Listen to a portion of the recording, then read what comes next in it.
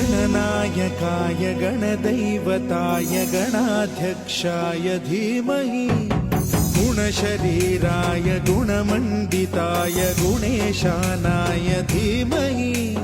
गुणातीताय गुणाधीशाय गुणप्रविष्टाय धीमहि एकदन्ताय वक्रतुण्डाय गौरीतनयाय धीमहि